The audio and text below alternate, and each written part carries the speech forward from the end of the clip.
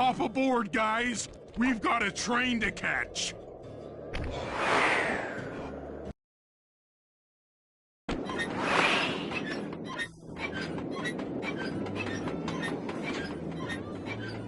Got it. Strong work, Murray. Yeah, sure. The Murray's strength knows no limit.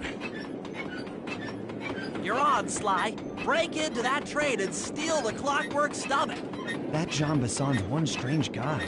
The Claw Gang divides up the clockwork parts and he walks away with the stomach and lungs? It still creeps me out. Get creeped out later when we aren't riding an antique handcar at breakneck speeds. Good point. It's time for a train robbery.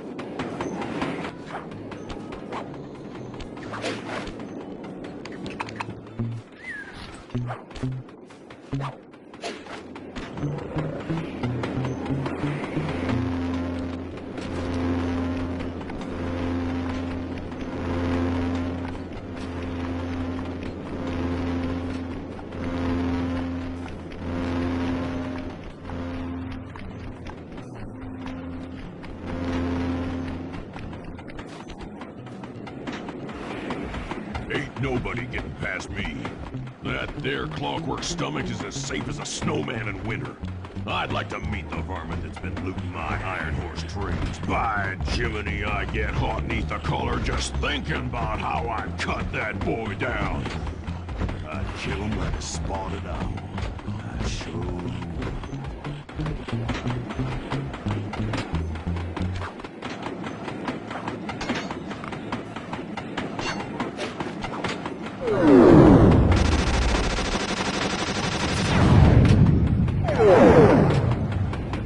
Hey, Cooper. Thought I might find you here.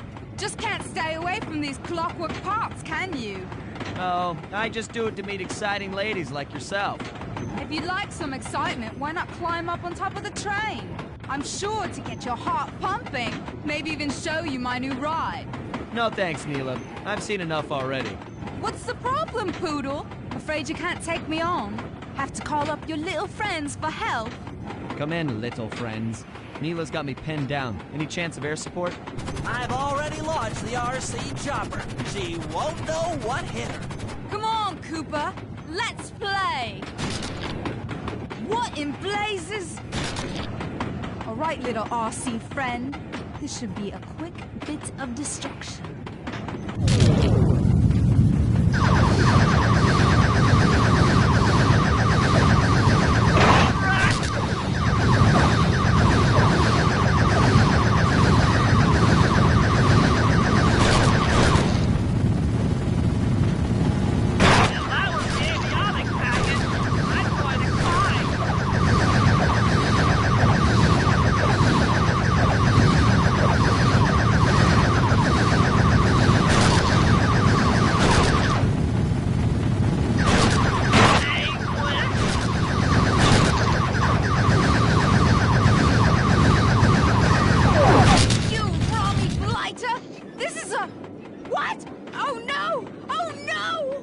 That was some fancy flying, little friend.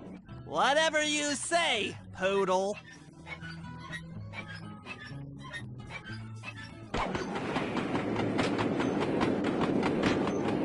Hey, Sly! Get to that Clockwork Stomach fast! This old hand part is starting to fall apart!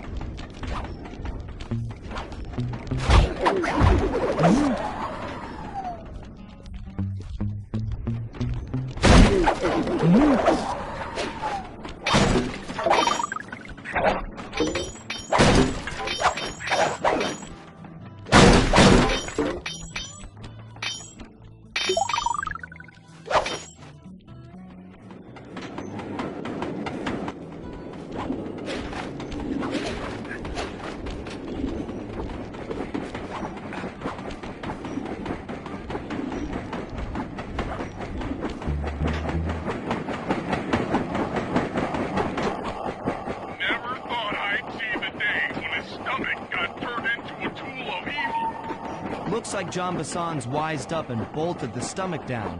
We'll have to crack the engine block to get it free. Then that's just what we'll do.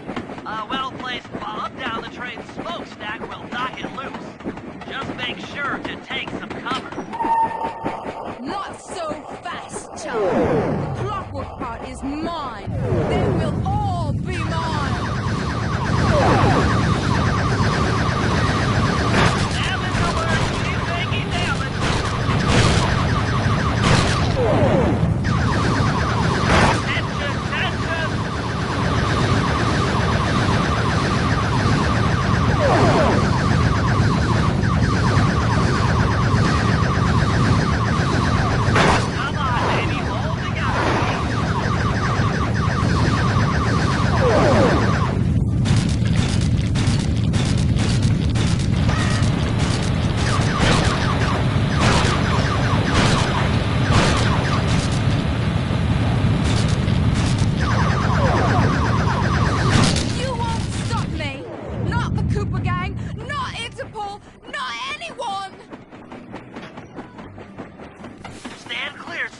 This might be a mess.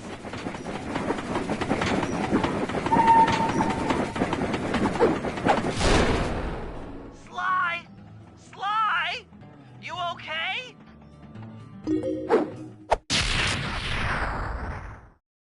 I've got an upset stomach on my hands, but other than that, I feel great.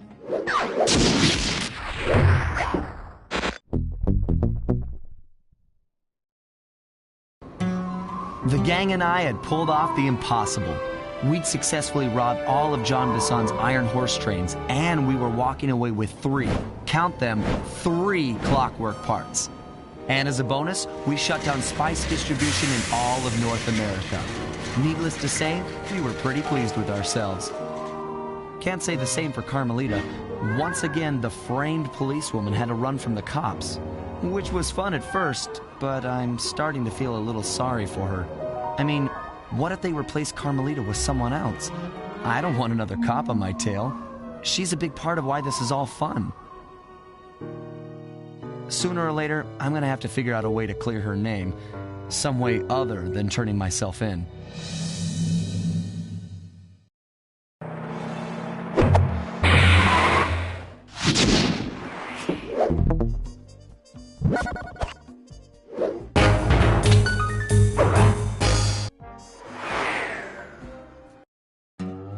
Things just weren't right up in Canada. Random acts of violence were popping up like weeds, and the Northern Lights, well, they just weren't right. One night they'd be brighter than ever, and the next, gone.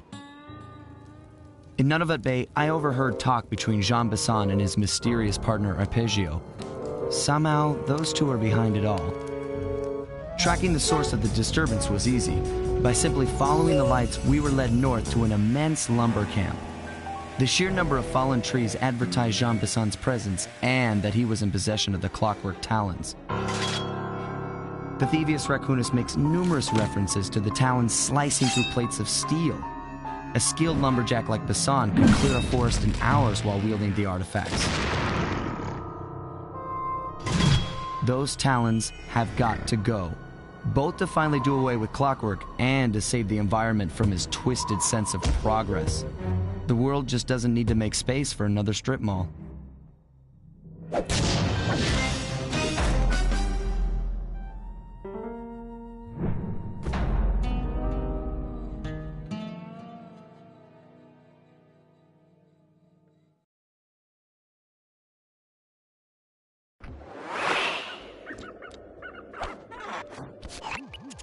Okay, so here's what we know. 1, Arpeggio's blip is on its way to pick up a battery from Jean Bisson. And 2, the only way we'll get a crack at Arpeggio's clockwork brain is by finding a way to sneak aboard his blip. But before we do that, we'll need to snag the clockwork talons off Jean Bisson. Time is short and we've got a lot to accomplish. True, but first things first. This lumber camp isn't on any of my maps. I need you to poke around and take some recon photos. They'll help to get my sensors oriented. No problem. Recon photos I got covered. In anticipation of the icy climate, I took the liberty of modifying your cane. It can now separate into 2 smaller canes, useful for ice climbing. Try ascending to the top of that sheet of ice. Just jump and hit the circle button to dig in.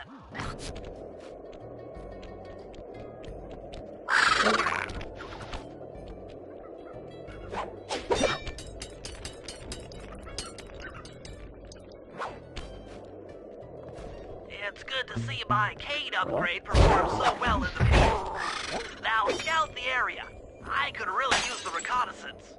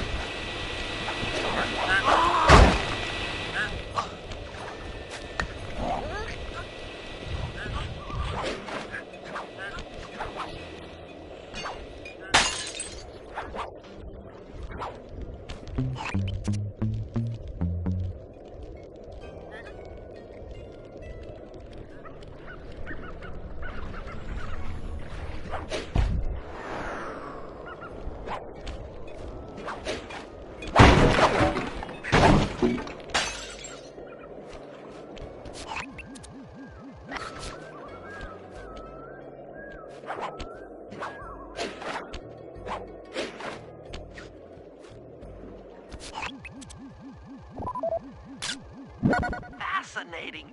My sensors detect a Wi-Fi link to that boat. It must be piloted by computer.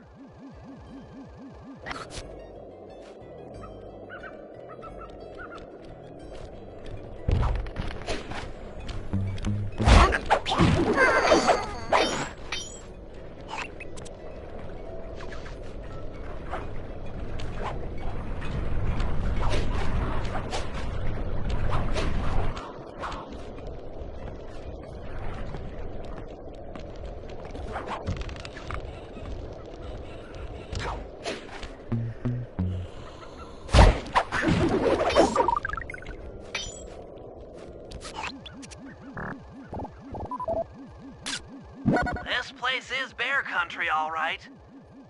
Interesting. He's putting out a slight radio signature.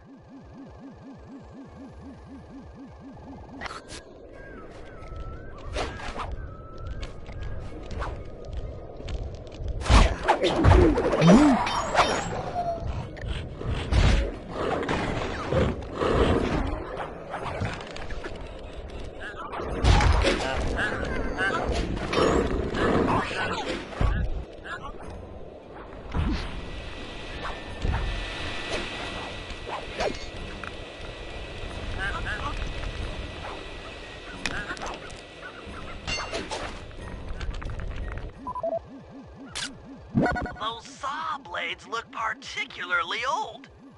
I guess this logging camp has been around for a while.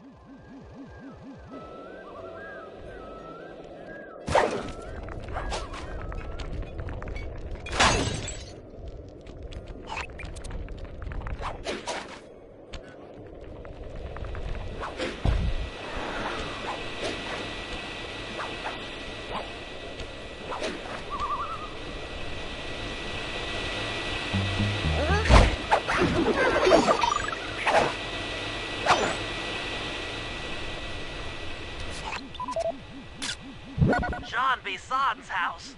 The lair of the beast. The den of evil. The epicenter of ecological destruction. Okay, that should do it. Now for the real point of interest. Head for that lighthouse and try to find a way to sneak in.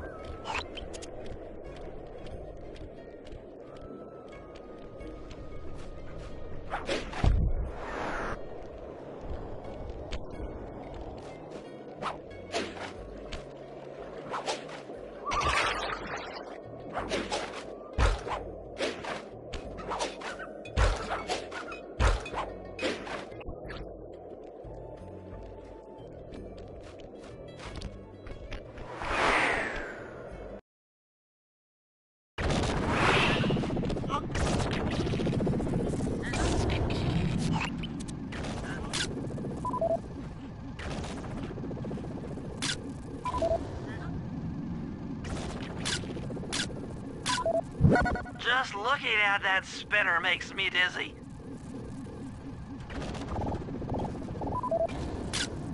I was right. The entrance is barred from the inside. That's the battery charger, but where's the battery Arpeggio's coming to pick up? Might as well get a shot of old Jean Bisson. Oh, Sly, listen in. He's mumbling to himself. Come on, Jean. You got it in you. Those lumberjack games need some more competition, eh? What would attract the participants? Bullseye! I'll post the clockwork talons as a trophy. That should bring in the competition. Although, who am I kidding, eh? I'm gonna win just like every other year. Oh, it's tough being this tough. It sure is, yeah. Head back to the safe house. We need to talk about these lumberjack games.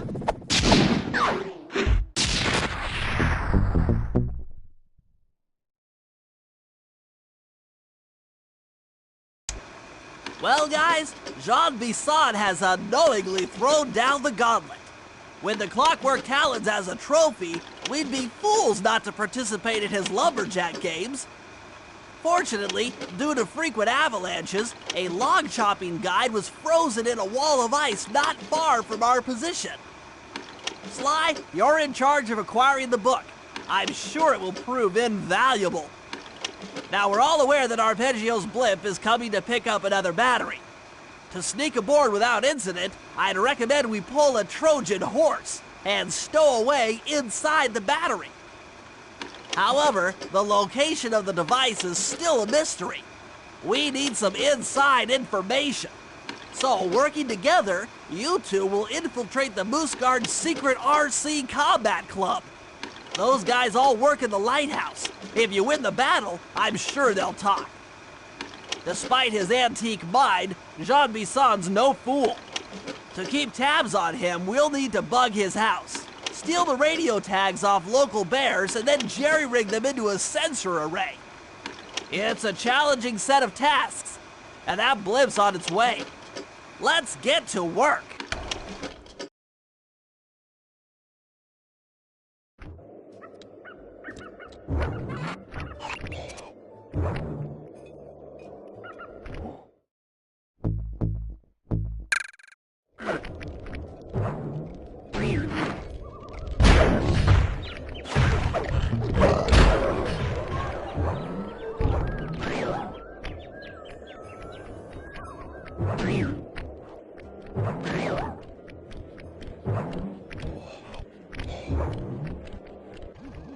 Rumor has it that several off-duty guards meet in that cabin for an RC combat club. This is going to be great. I haven't been in any RC combat since that job we pulled in Istanbul. It was awesome.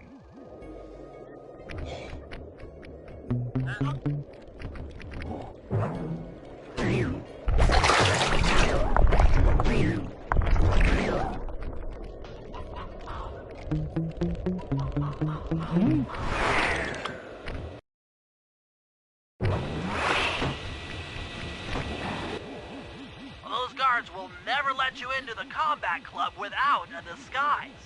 That old moosehead should do the trick. Only there's no way for you to get up there. Hide out in this barrel while I send in Sly to steal the head.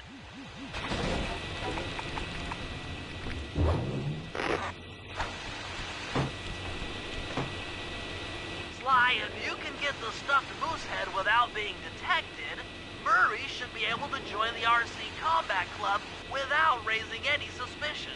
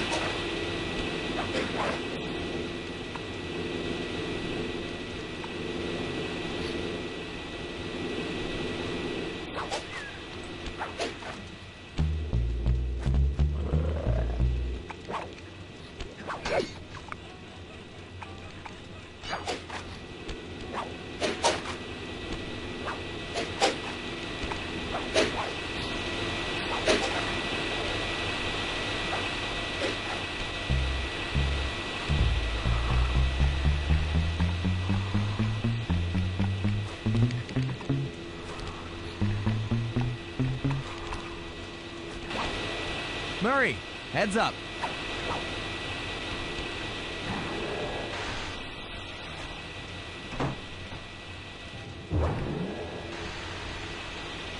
Hey, fellas. Any of you guys think you can beat the moose? Maybe put a bet on it. Oh, I'm in, eh? I ain't got a lot of money for this wager, but there's no way I'd lose to a new guy like you, huh? That RC combat drone takes some skill to control. Steer with the left analog stick and hold down the X button for gas. After you collect the fallen ammo, press the square button to fire its turret. Here's a pro tip. You can only aim the turret while you're stopped.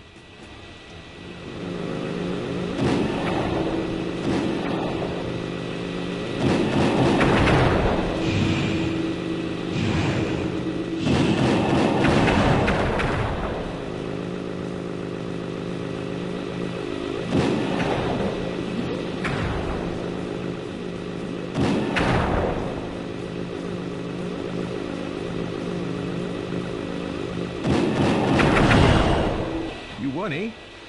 But I ain't got no money. That might be okay. It all depends. Depends on what? On whether or not you know the location of the Northern Light Battery. Oh, well, I guess I owe ya.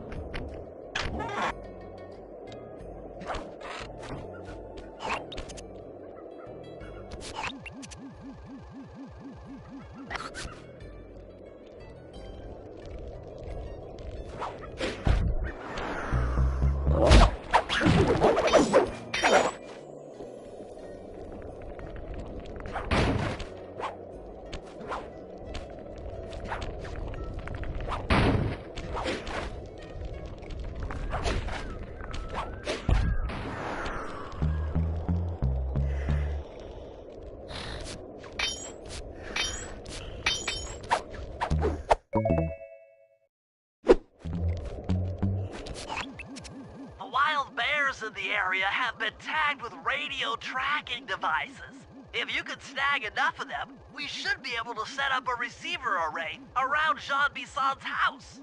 I'm always up for bugging someone's home. The first step is crawling into that bear cave and stealing the goods. I'm on it.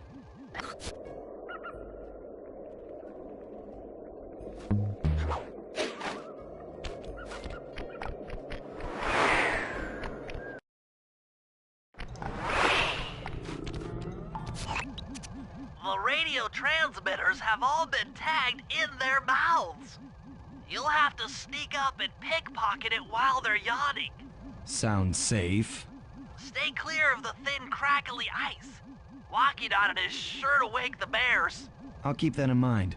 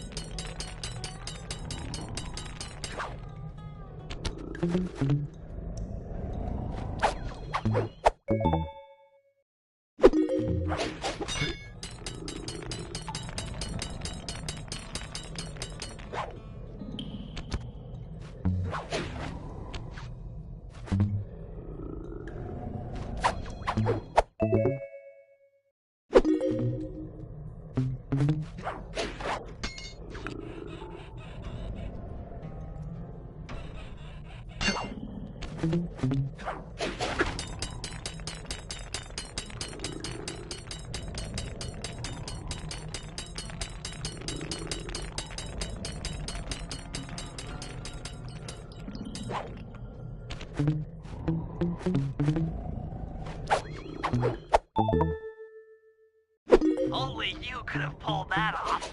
Head outside and I'll fill you in on the next step.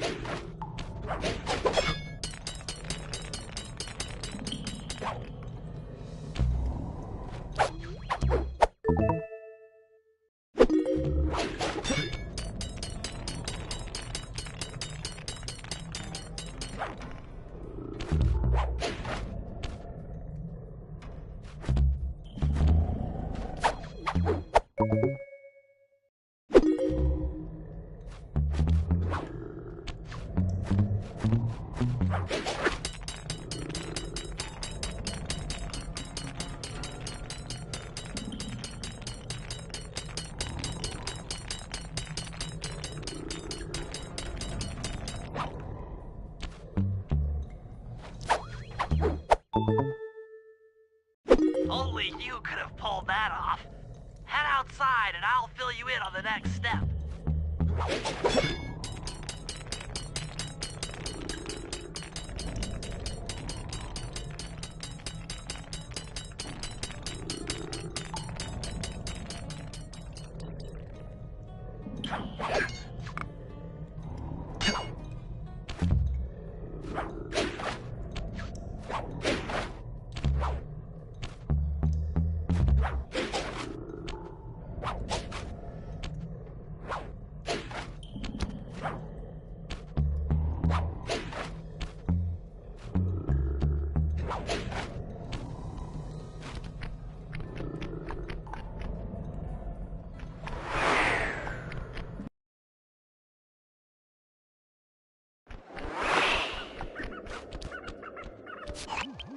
To form a receiver array, you'll have to place the radio transmitters in precise locations around Jean Bisson's base of operations.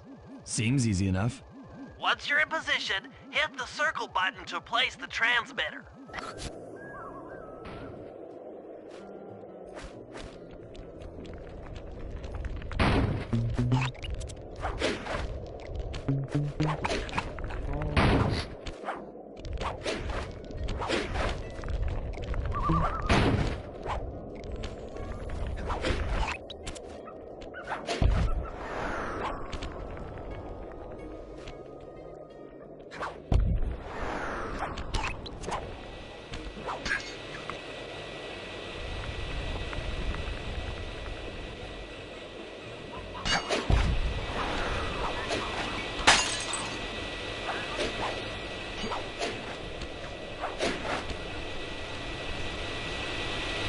Perk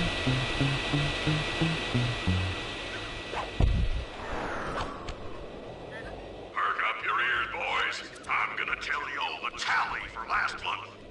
The Blue Lumberjack team managed to clear cut 128 acres of forest. Not bad considering they had to kill all them badgers to do it, eh? But now, the Gold Lumberjack team, bless their hearts, those boys chomped down 211 acres. Y'all hear that? 211 acres of progress. Almost brings a tear to my eye when I think about how much wilderness y'all tamed. Keep up the good work, fellas. Not long till we can start putting up those track homes. Yeah.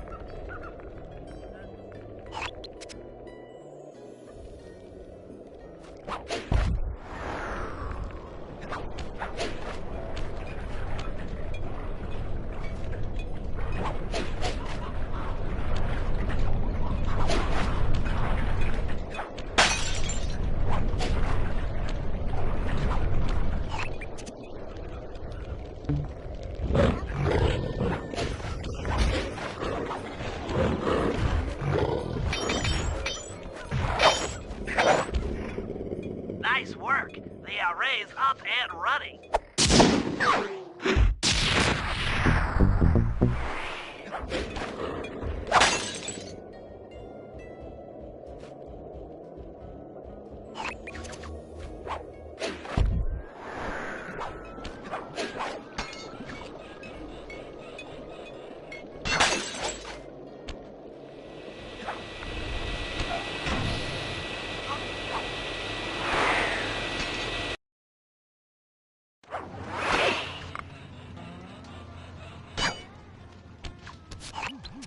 Sly, I've detected what appears to be an ancient guide to log chopping that might be useful for the lumberjack games.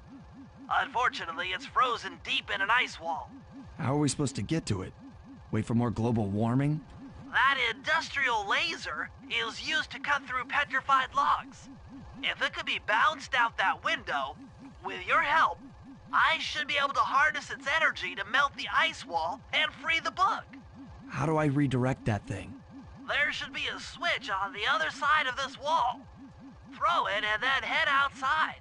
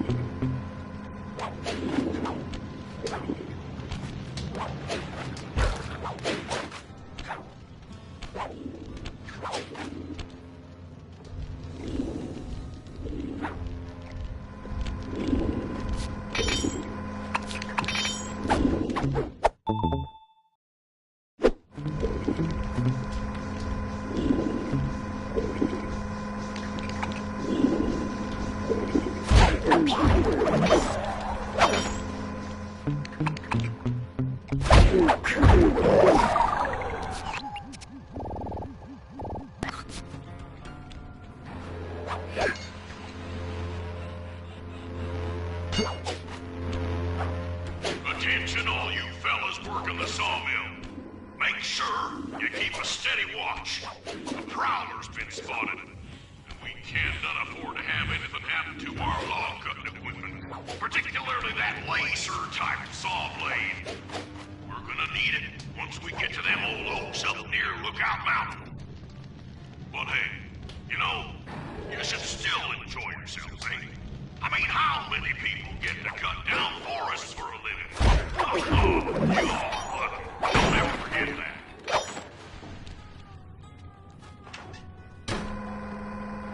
You've done it! The laser's been redirected out the window!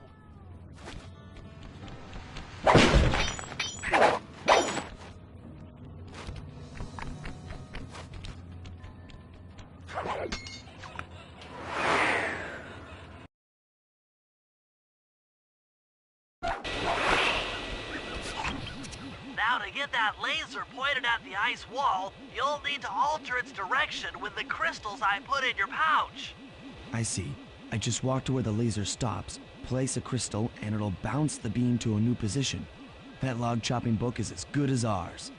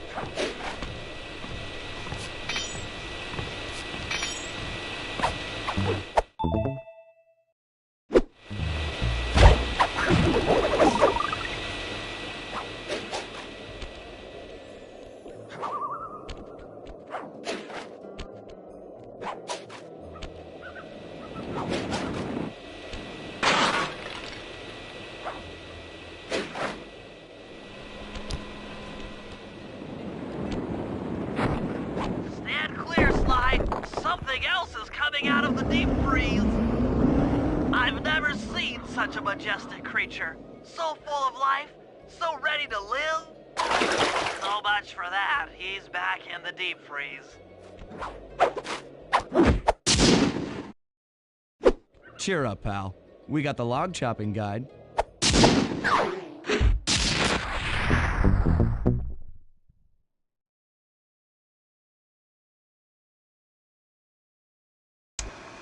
After reading through the log chopping guide, it's become painfully clear that to win in the lumberjack games, we'll have to cheat. Now, I've constructed a plan that hinges around us acquiring an eagle's egg, which is more difficult than you'd think.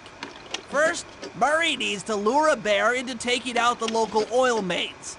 Once destroyed, the pressurized oil should ignite and create updrafts, which Sly will then use to paraglide over to the eagle's nest, grab an egg, and then head back to the safe house. Thanks to Murray's undercover work in the RC Combat Club, we've learned that the Northern Light Battery is hidden in a silo nearby. The battery needs some serious modification if we're going to hide inside it to sneak onto Arpeggio's blimp. First, we'll short the battery with grapple lines on local boats. Then, we'll all break into the lighthouse and sever the power flow to the battery. That way it won't recharge. Given my electrical engineering background, this plan has a 97% chance of success. Pretty good, huh?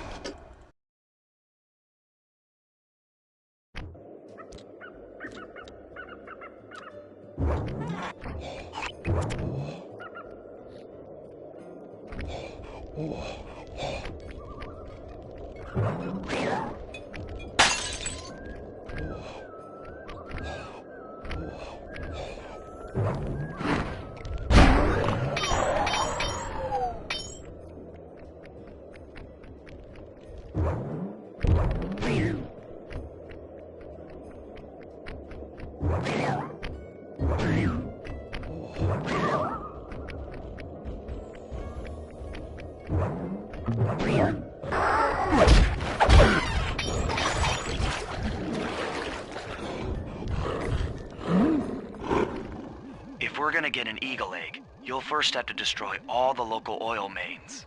It looks pretty sturdy. The Murray is strong, but his fists can't punch through metal. No problem.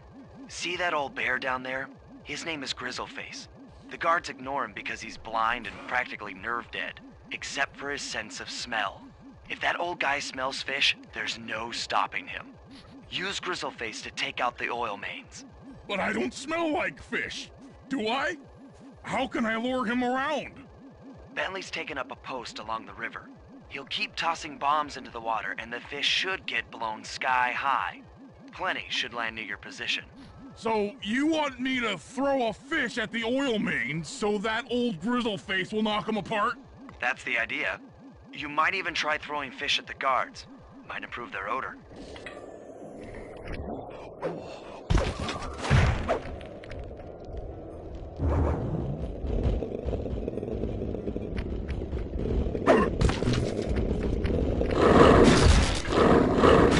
Nice work. Trot old Grizzleface over to the next oil main by luring him with fish.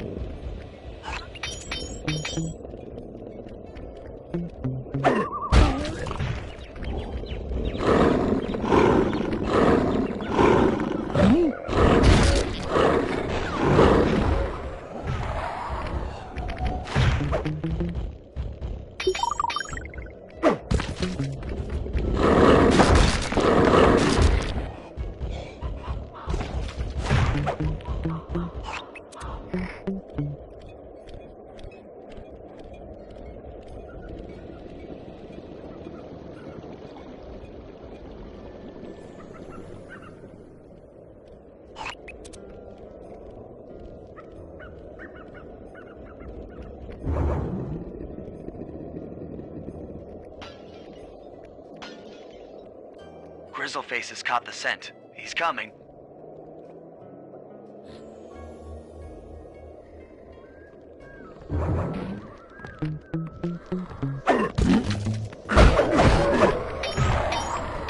Sensors in the safe house indicate that Grizzleface is on the move.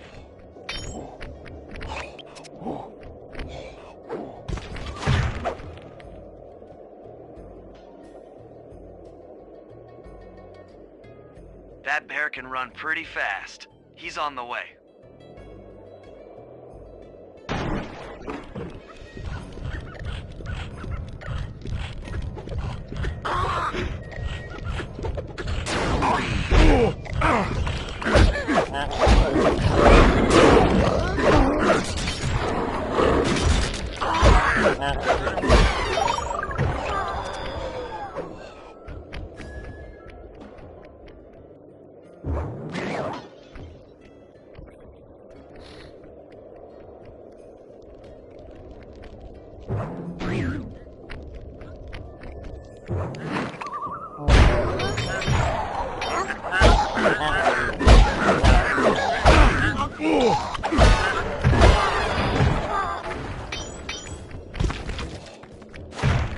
Grizzleface is moving towards your position.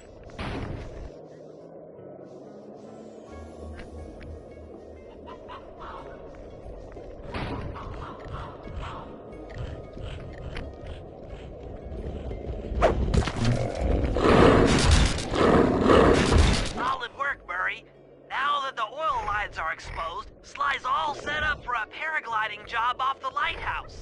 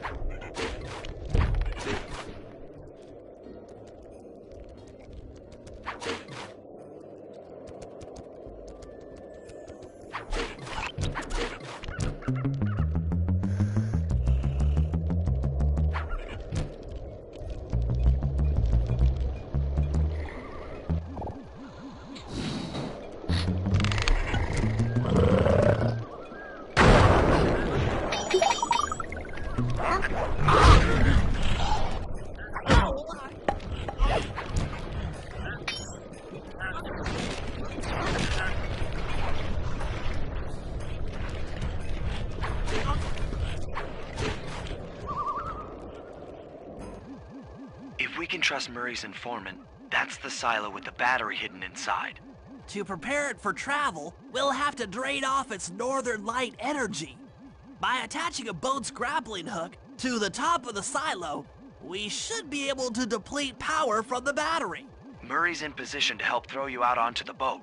Once on board, I'll hack into its steering controls and move the vessel close enough to fire its grappling hook. Okay, I'll climb on top of the silo and attach the hooks. How many grappling lines will it take to drain the battery? 3 should suffice. Once the first line's attached, Murray and I will commandeer another boat. You should stay in position. Finally, I get the easy gig.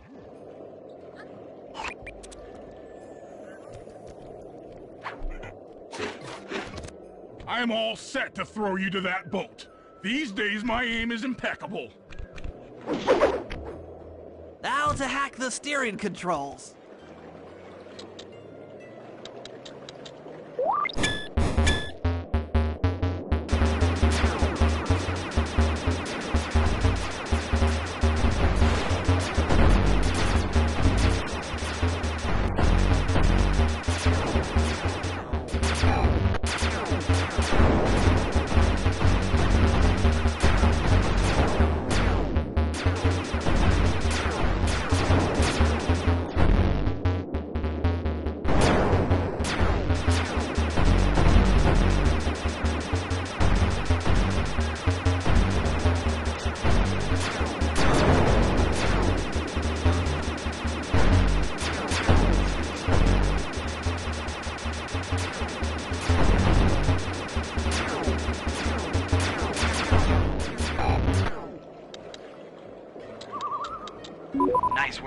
the autopilot. That boat's heading into position.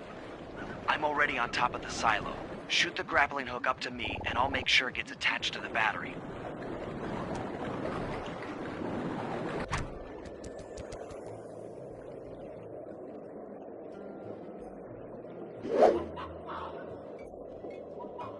The hook's in place. You guys should head out for another boat before anyone gets to do it.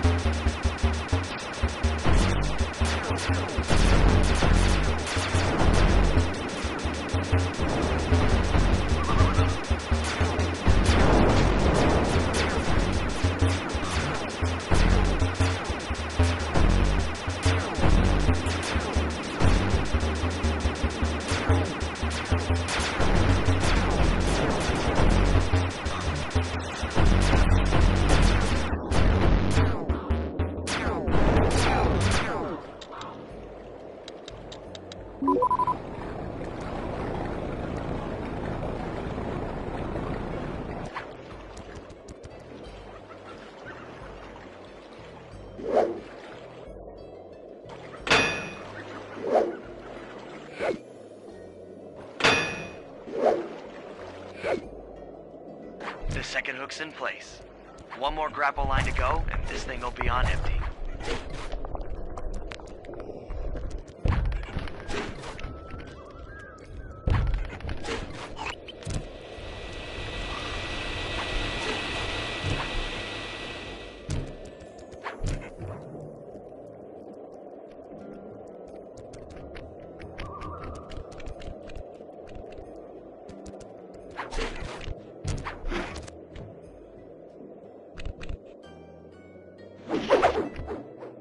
I was wondering what happened to that guy.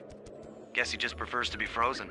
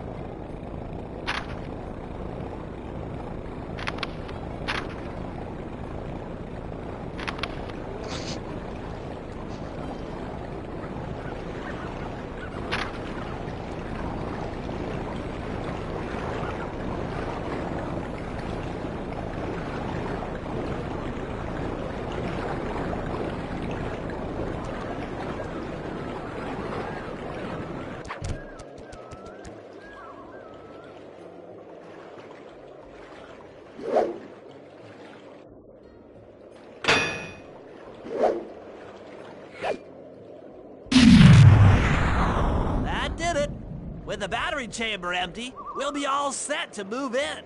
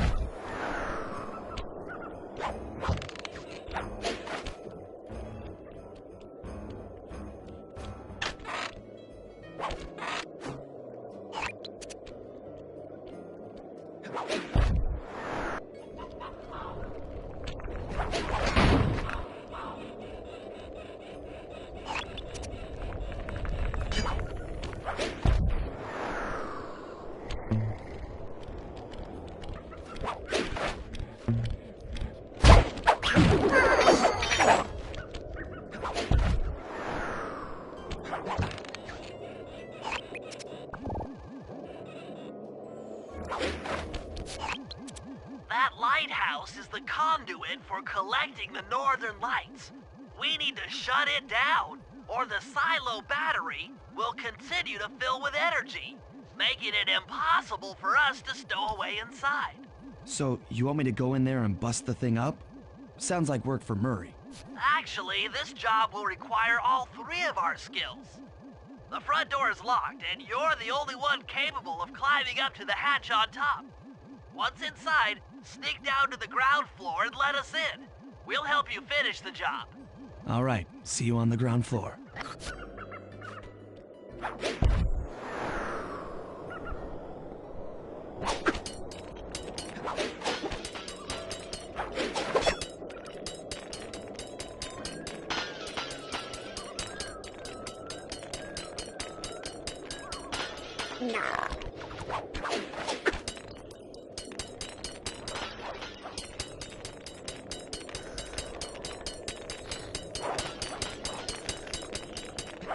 Nice climbing, Sly. You've made it up to the hatch.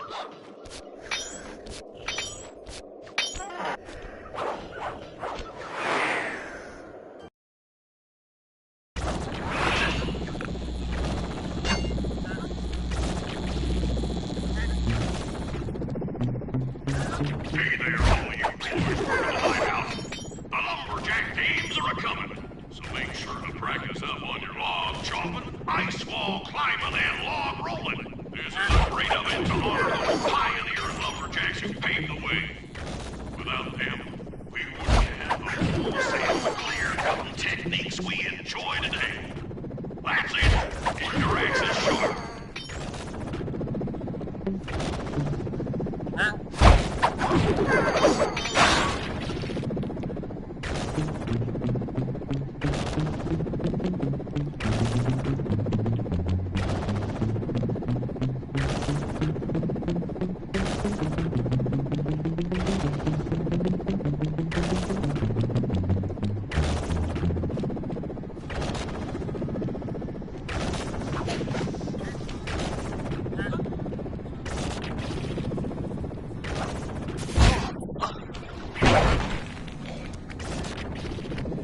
Thanks, pal.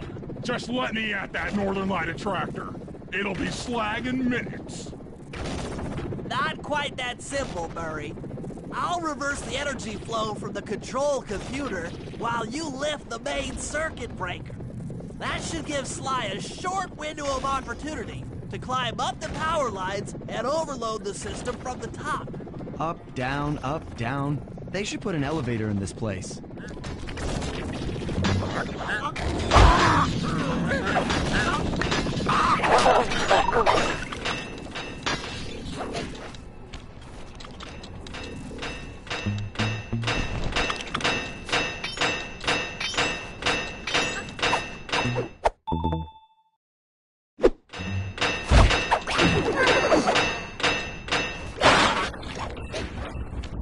Get climbing, Sly. We can't keep this thing reversed forever. Yeah, this is heavier than it looks.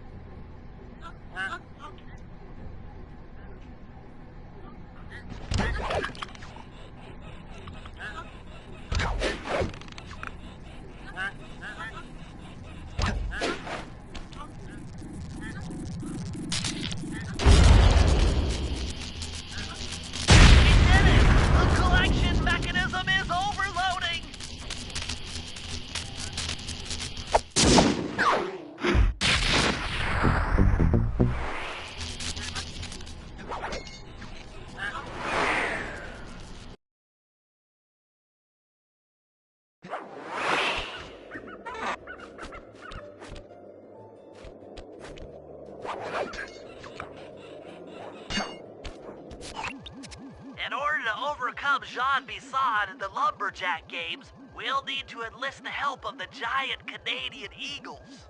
Their nest is out on that iceberg. Steal one of the eggs, and then bring it safely back to the safe house. We'll use it to direct the eagle's protective instincts against Bisson. Sure, sounds easy enough. Except for the part where I have to swim a half a mile through freezing water. Why swim when you can paraglide? With the oil mains all destroyed, the pent-up combustible materials have just caught fire. I see. The updraft created by the flames should give me some extra altitude. Just make sure to stay out of the fire. Get too close and old Grizzleface will be eating barbecued raccoon for dinner. That's a charming image, Bentley.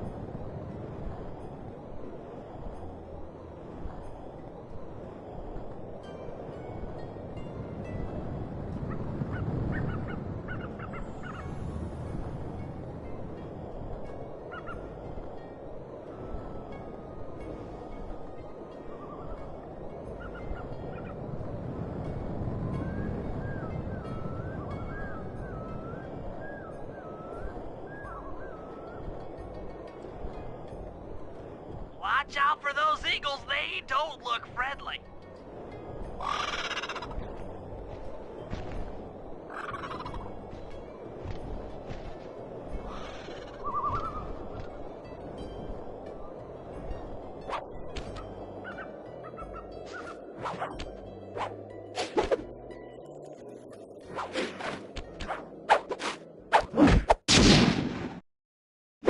Excellent job!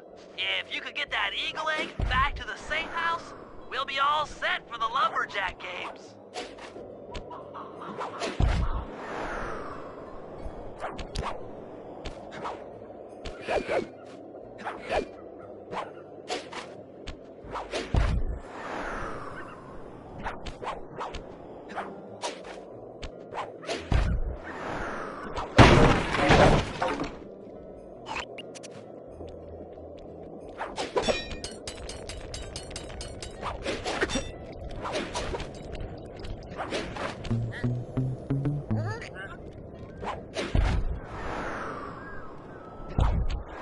Great work, Sly.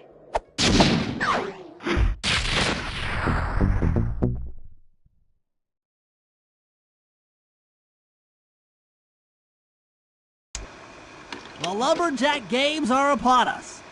Now, despite Murray's study of the log chopping guide, none of us are skilled enough to beat Jean Bisson at his own game.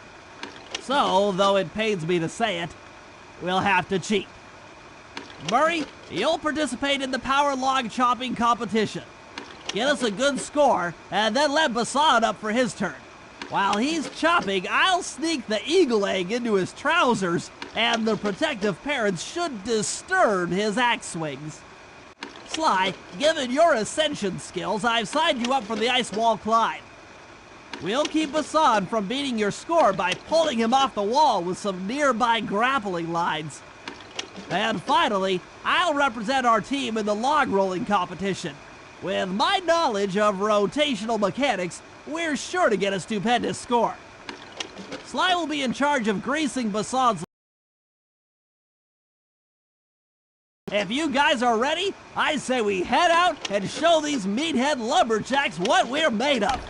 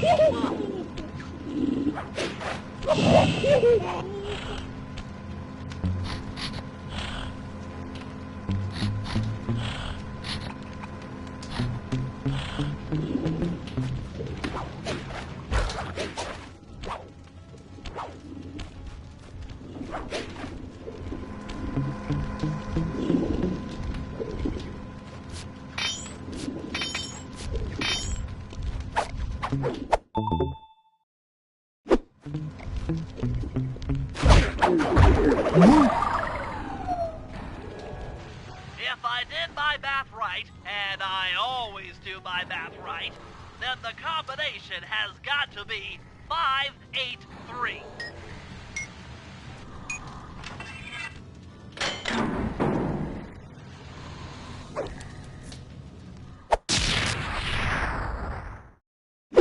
Gadzooks, that's a nice one.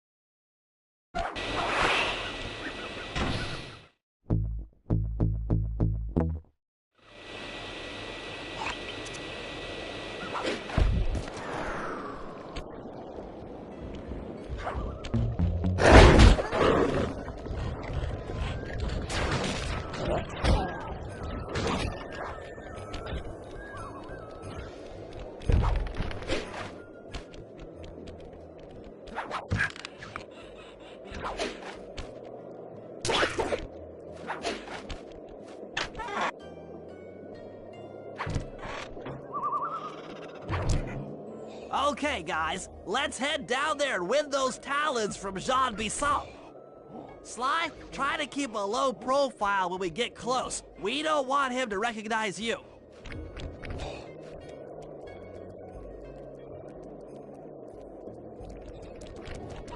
Excuse me, sir. We humble lumberjacks would like to participate in your lumberjack games. Think you got what it takes to win the Clockwork Talons, eh? Well, I'm sure enough gonna let you play, so long as you pay the entry fee. Much obliged, partner. We'll, just take our positions for the competition. Enjoy the moment while you think you still got a chance. It's as close to winning as you'll ever get. This year's first event will be a power chopping contest. Not like anyone's ever gonna beat my record, but let them try.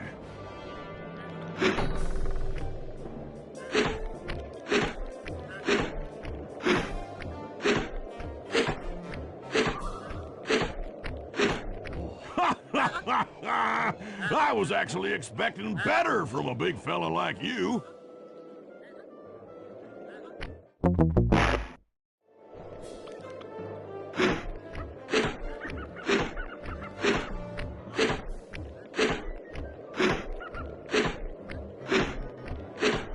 Not bad, Hippo.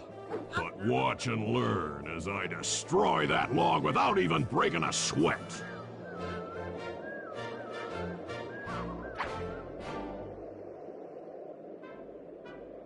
Okay, Bentley, you're on. Plant the eagle egg on Bassan, and the angry eagle parent should swoop in and throw off his axe timing.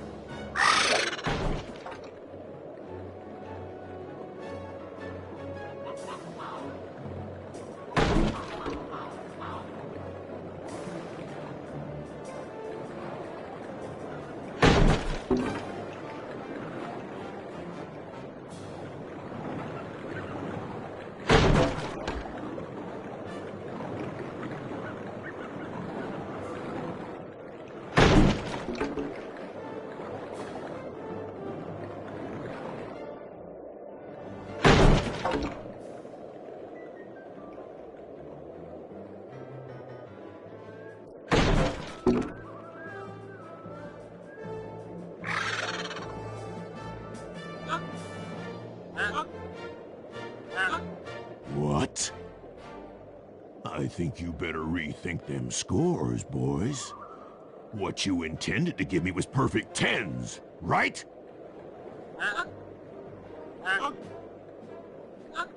So your pink friend knows how to handle an axe. Let's see how you handle a vertical wall of ice.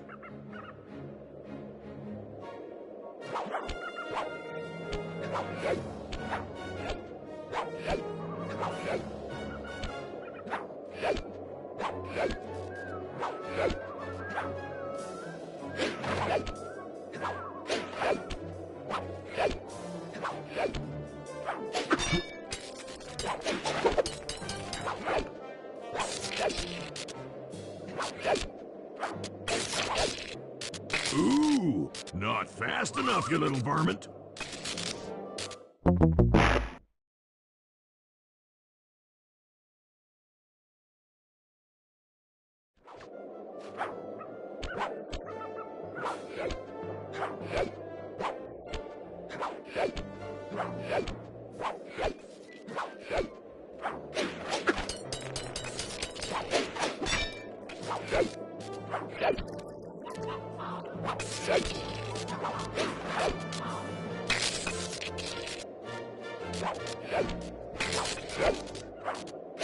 Pretty good for a scrawny raccoon. Now, watch and learn as I demonstrate the art of power climbing. Hurry! Use those grapples to hook onto Bison. You will need to hook him with all 3 lines to pull him off the wall.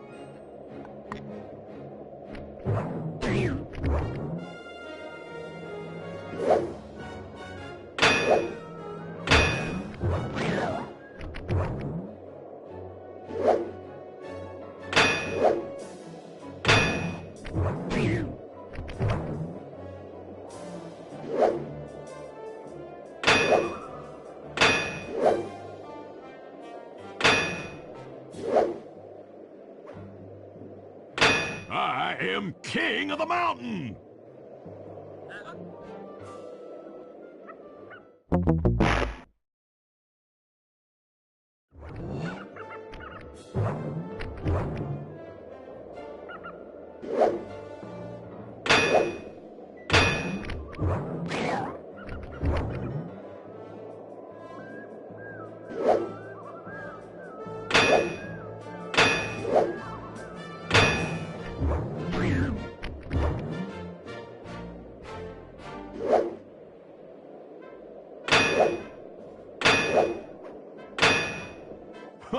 Oh, that's one of the best times I've ever had.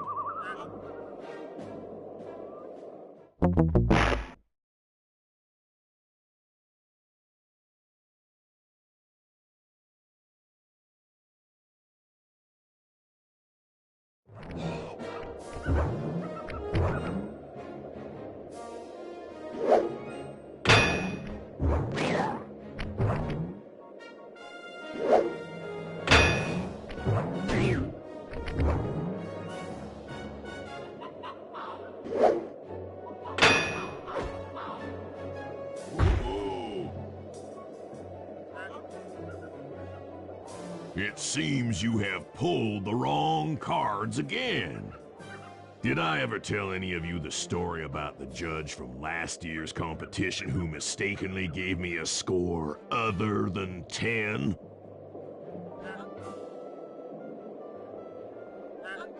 I see we're tied with only one event to go. Unfortunately for you, I've saved my best event for the last, the spinning log competition. Okay, looks easy enough. I just need to stay out of the water.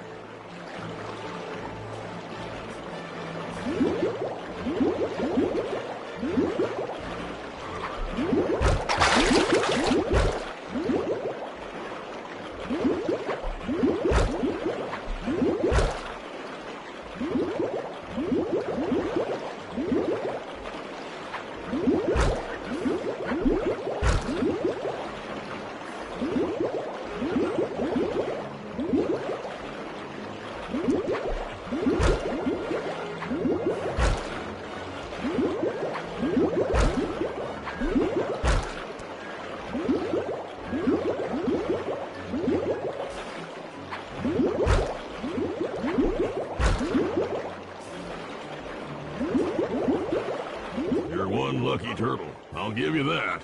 But now, watch how a skilled log roller does it. This is crazy. John Bison's got those judges so intimidated, there's no way he can lose. You're right, Murray. Those guys need to go. Okay, I'm just making this up on the fly, but what if I were to lure the judges one by one into that cave? Once inside, you two will knock them out and take their clothes. Ingenious! When all 3 judges have been restrained, we'll be able to don our disguises and take their place at the judges' table. Sly, you can use the alarm clock gadget to distract the judges and lure them into the cave. That's a great plan, Sly, but you'll have to move fast. Once John Bison finishes the log rolling event, the gig is up.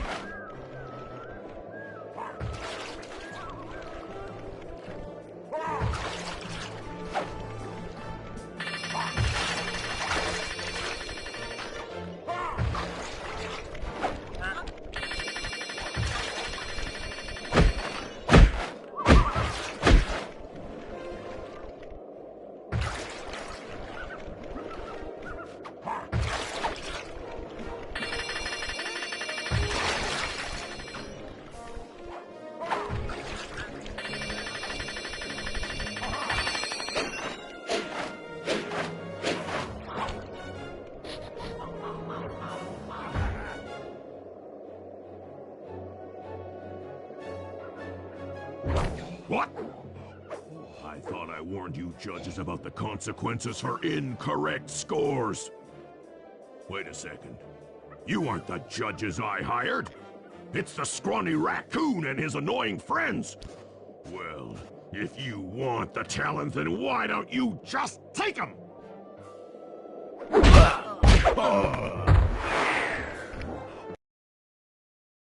Oh, my aching head. Those talons really pack a punch. Sly! Murray! Wake up! Yeah, I'm awake, but not so loud. I have a splitting headache. Where are we? What's going on? This looks like the sawmill control room. Bison must have thrown us in here for interrogation later. I, for one, would like to escape before he returns. It looks like we're pretty well sealed in here. Unless... Unless what? Unless you can fit through that hole.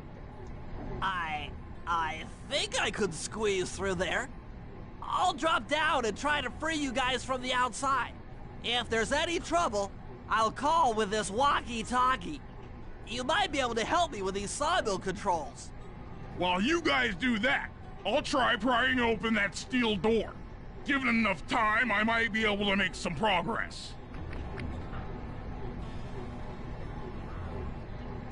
Sounds like a plan. Good luck, Bentley. And remember to shout if I can help you from up here.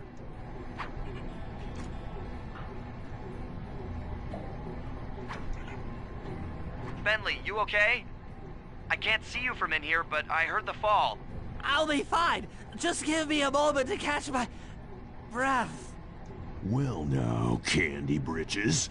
I should have figured a puny turtle like you'd find a rat hole to squirm through. Well, I just dropped my glasses, had to come pick them up. I ain't like you, boy. I ain't stupid.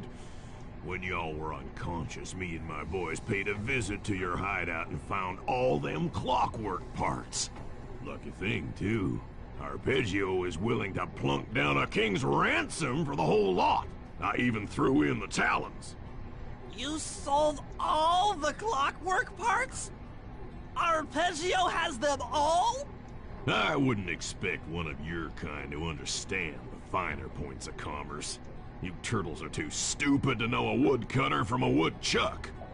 That's it! Time I showed you just how stupid we turtles really are.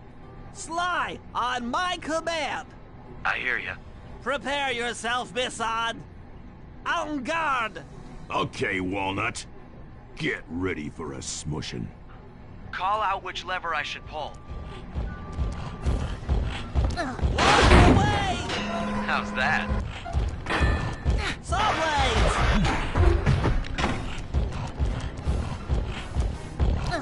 Flames! Saws! Come on in here, boys. Let's get this varmint. Saws? All right.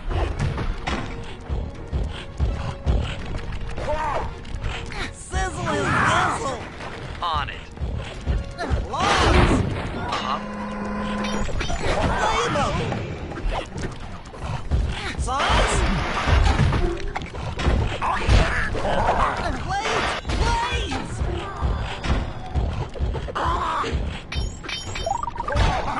Saws! Okay. Fire! There you go. Log drop! Yep. Saw blades! Eat dynamite, turtle! Blades! Blades! Bam! Blades! Done. Logs away! 10-4. Saw blades! Come out, boys. Let's get to killing.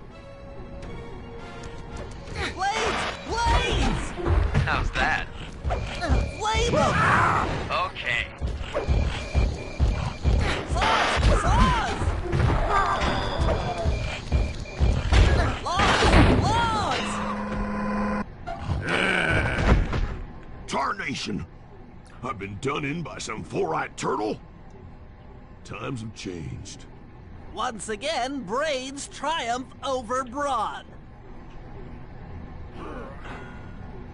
Good job, little buddy. That was some fast thinking. Don't forget about me! You did a great job opening that door, Murray. Thanks! Attention, John Bisson. Arpeggio's carrier blimp will arrive to pick up the Northern Light battery in exactly 1 minute. Okay, enough patting ourselves on the back. If we're going to get the Clockwork parts back, we need to get onto that blimp. The silo battery isn't far. If we run, we can make it. Enough talk, let's move!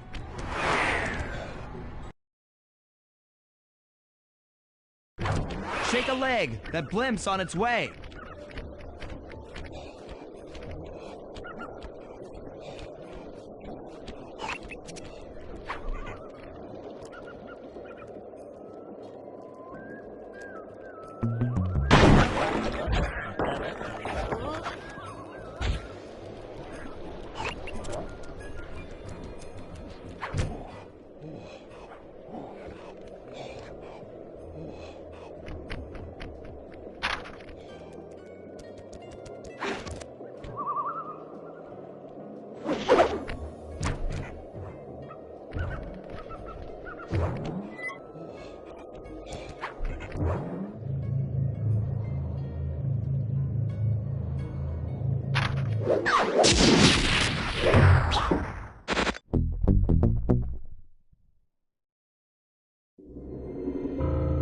As we shut ourselves into the Northern Light battery, it became black. For a few long minutes, we just sat there in darkness. No one dared to talk for fear that Jean Besson's men might discover where we were hiding. Time seemed to have stopped. And then, we felt it. We were being lifted up to Arpeggio's blimp. It was all so strange. The focus of all our schemes had been stolen from us. Our clockwork parts were gone. Looking around the inside of the battery, I knew we all felt it. Failure. I was twitchy and ready for action. Any action. Bentley tried to make some sense of the situation by drawing up meaningless plans. But Murray took it the worst. He just sat there sobbing while the team van floated away over the horizon. That van was his life. I knew I'd have to find a way to make it up to him.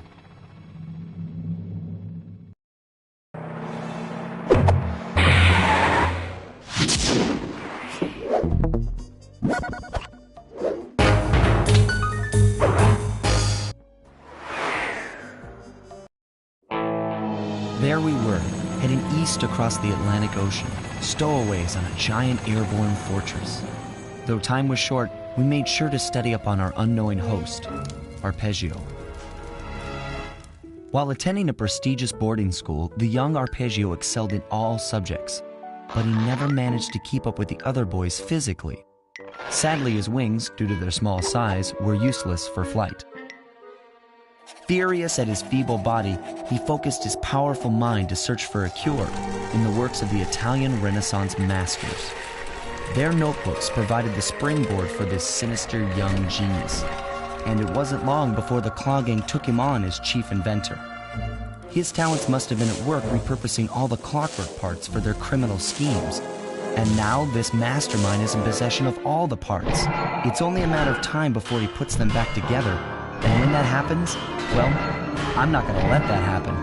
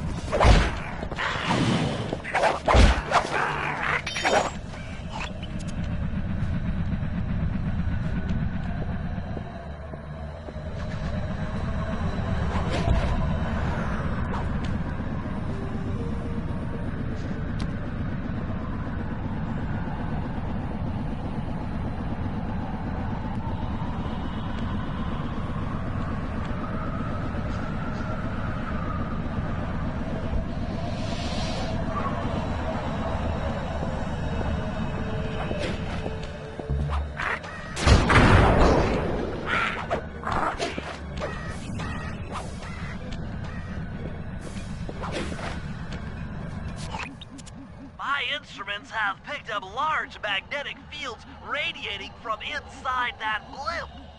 If Arpeggio's already started reassembling Clockwork, that's where you'll find him. Sounds good. I'm on my way. Don't waste any time here, Sly. Get to the blimp and take some recon photos. To build the plan, we need to know how close they are to reviving Clockwork. Relax, Bentley. I've got it under control.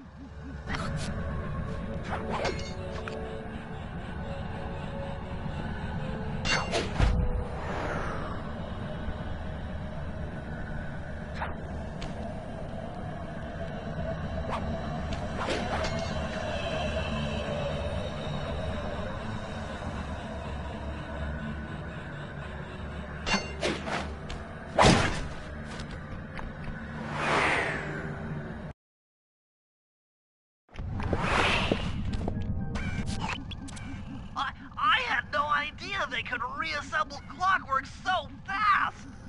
Calm down, Bentley. He might be in one piece, but he doesn't appear to be, you know, alive. Let's stick to the format here. How about some recon photos? You're right. We need to be informed to create a plan of action. Try to get a shot of Clockwork's head, a mech egg, and one of those spinning magnetic inducers. They seem important to the procedure. But stay away from the guards. If you get detected, we won't have time for a second chance.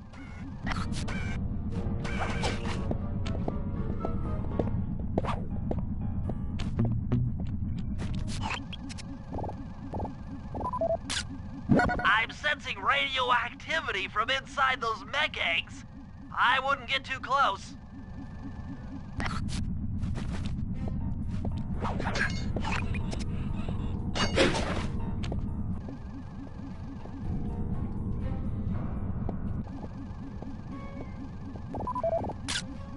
These magnetic inducers seem to be holding the Clockwork parts together.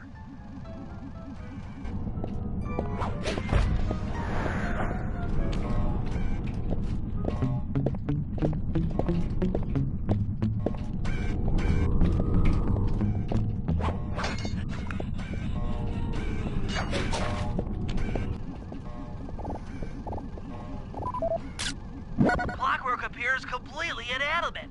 We still might have a chance. Sly, I'm detecting voices from the front of the blimp. I think it's Arpeggio.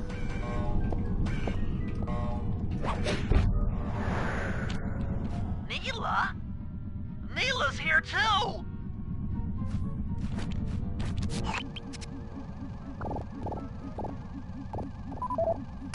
There he is, the mastermind behind this blimp and the source of all our problems.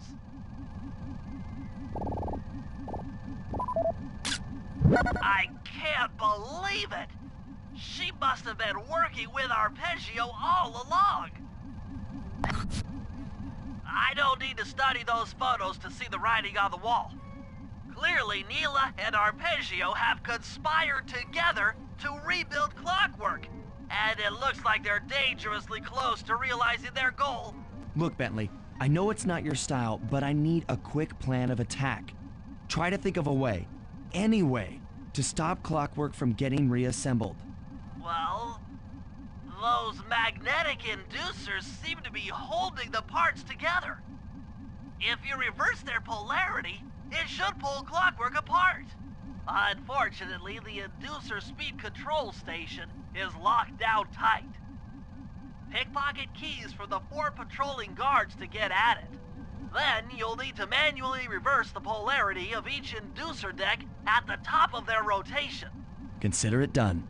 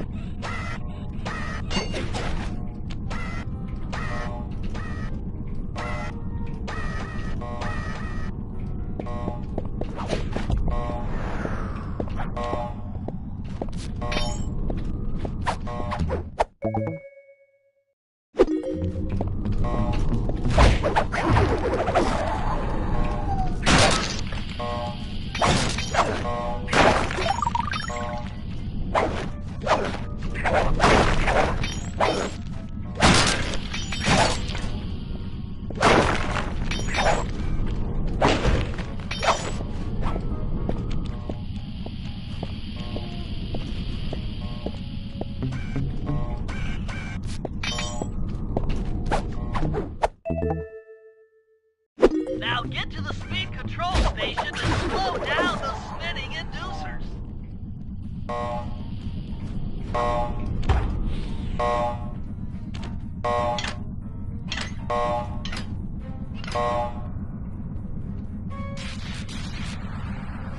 Now that the inducer decks are spinning slower, get up there and reverse the polarity of each deck.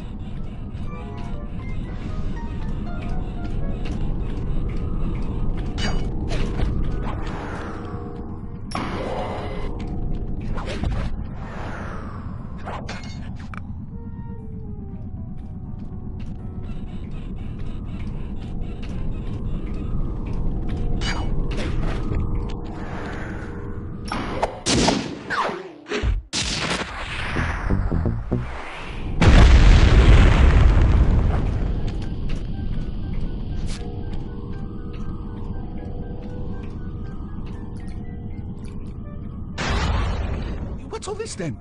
The magnets have been reversed. But, by Jove, it seems to have locked the clockwork parts into place. Excellent!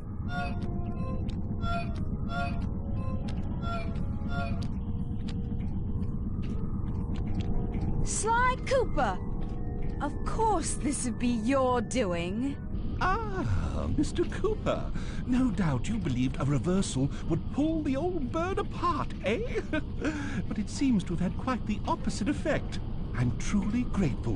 When fully powered up, I'll join myself to its circuits and be born anew!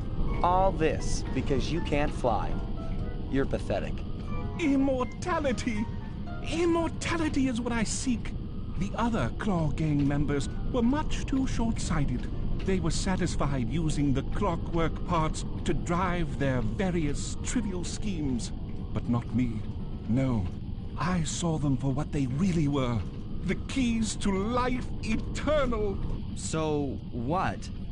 You had Neela put me on the scent back in Cairo, and then waited while I stole the parts from the other Claw Gang members, all the while not arousing any suspicion that you were behind it all? You make it sound easy, Cooper. I had to carry your pathetic gang through that first set of heists. I was overjoyed when Arpeggio let me toss you in jail. I could finally go after the parts myself. Ah, but acquiring all the parts was only half the equation. Think, Cooper. What kept Clockwork alive for thousands of years? He was fueled by his hatred for my family. Splendid! That's right. Hatred. Putting his gears and wires together was child's play, compared with accumulating that much hatred. You can't make people hate. Oh, my poor naive boy. My meticulous mind has found a way. As your hippopotamus friend will attest, spice consumption makes you both angry and susceptible to hypnosis. The Contessa, hypnotist extraordinaire, devised a way to command people through the use of flashing lights. I've created this blimp to be a massive transmitter of those precise light frequencies. The only problem I faced was finding a suitable source of light waves. The Northern Lights. You've been collecting Northern Light energy so you could hypnotize everyone beneath the blimp. Ah, hypnotize those who'd eaten food covered in illegal spice. Thank goodness for Dimitri. Through his nightclub, he got the whole city to consume the spice. You're going to Paris to unleash a hypnotic light show of hate. That's outlandishly cruel. Cruel, perhaps, but necessary to give Clockwork his spark of immortality. Ah well, my new body awaits me. Be a dear, Neela, and keep him covered. Ta-ta! Stupid Arpeggio. I double-crossed the Cooper gang, Interpol, and Carmelita. What made you think I wouldn't do the same to you?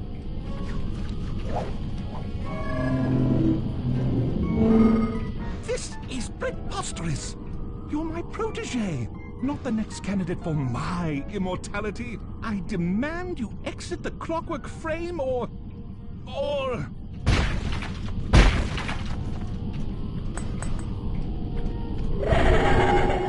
Behold, Clocklock is born!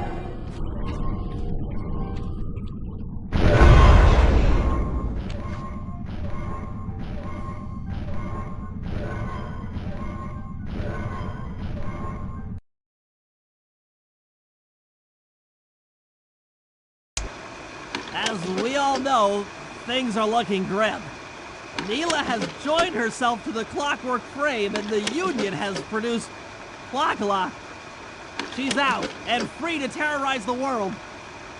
This blimp is still in motion to Paris. I can only assume Arpeggio's autopilot will activate the hate hypnosis light show. If that happens, there will be no stopping Clocklock. She'll be immortal. But we still have a chance. In her new form, she'll need to draw a lot of energy from this blimp's engines to stay strong. If we can disable the engines, that should be enough to weaken her to a state in which we can attack. Getting at these engines will require all three of us to work together in perfect harmony. We've pulled off some tough jobs in the past, but they were just the warm-up round for what we'll be going through tonight.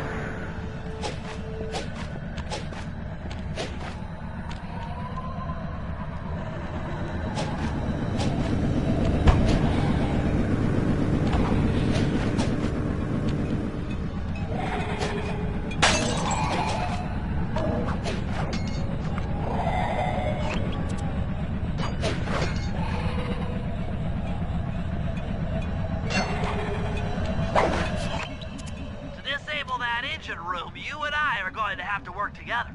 Happy to have you along, Bentley. What do you need me to do? Pickpocket the guard's keys to the engine room. Once you've got the door open, I'll take over. Okay, you should take your position.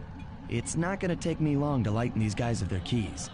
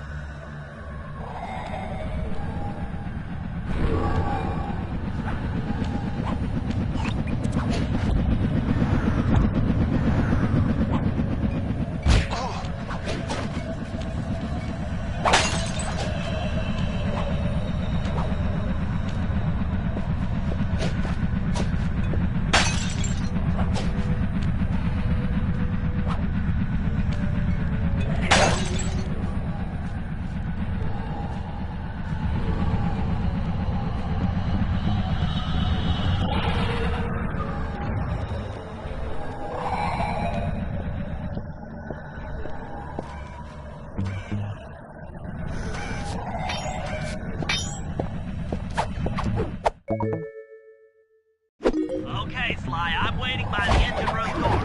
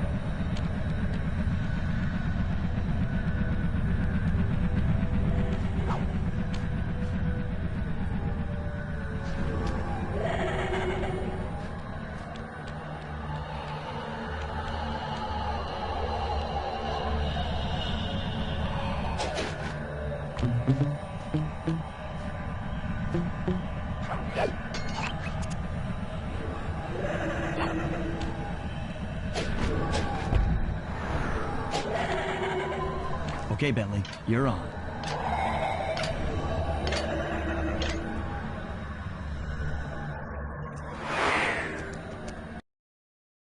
Hey, Bentley, I'm looking at these, blueprints, and I think you've got to shoot out all the bulbs with your dart gun to get up to the second level. Here's the hard part. Once you shoot a bulb, you'll need to then take out the bulb the electricity is going to. If you miss and break the wrong bulb, there'll be a big power surge and kablam!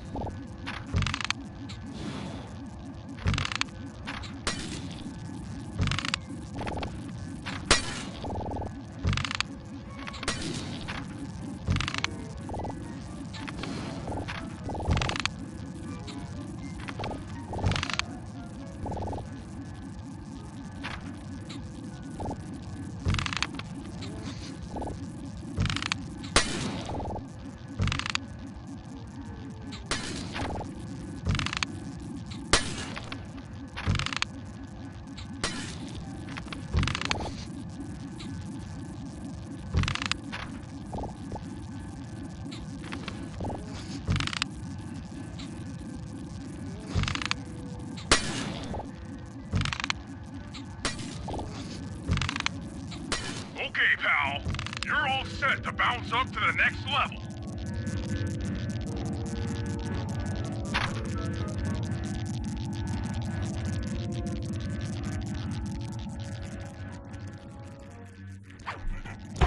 If I'm reading this right, it looks like you need to bomb those power nodes to get into the control room. Once that door is open, you'll be able to shut this engine down for good.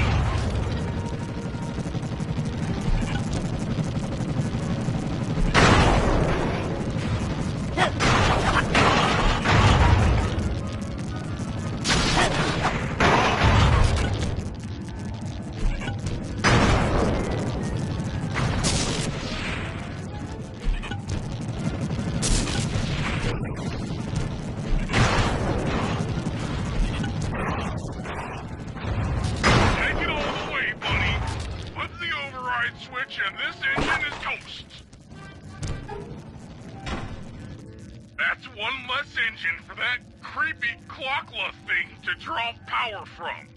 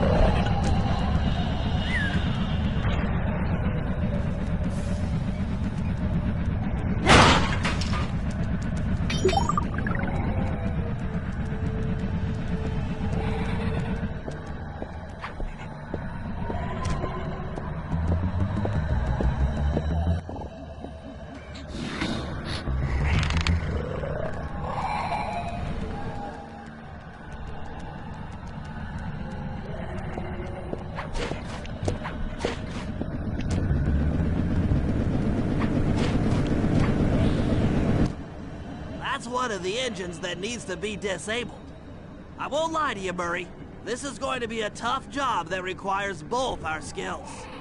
My skills? Okay, Bentley, if you say so. First, I'll need to hack the stations controlling access to the engine room. Then, Murray, you'll need to head inside and use your muscle to finish the job. The Murray will be ready to go.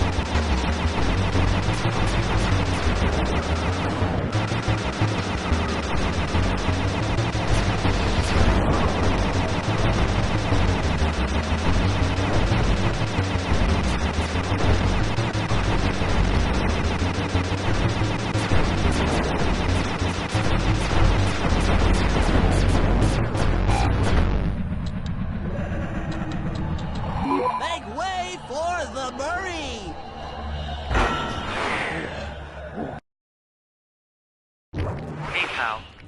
Looks like you'll need to lift all those giant cylinders. Once they're locked in the up position, you'll be able to take them out from the top level. Heads up, pal. You've got company.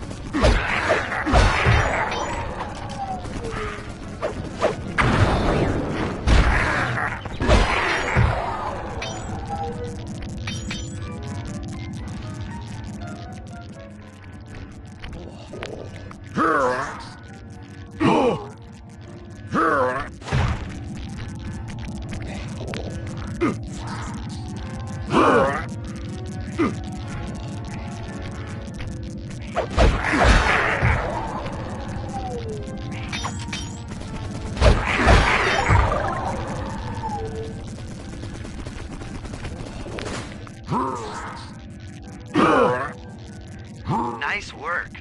Head up to the second level and thunderflop on the giant cylinders. That should finish them off.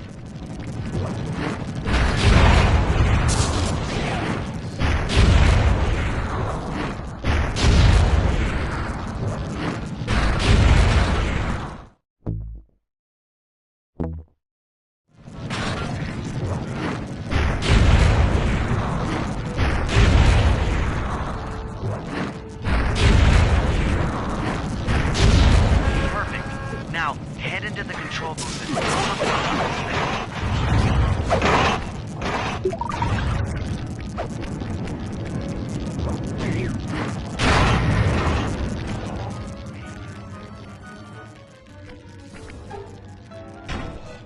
Another engine bites the dust.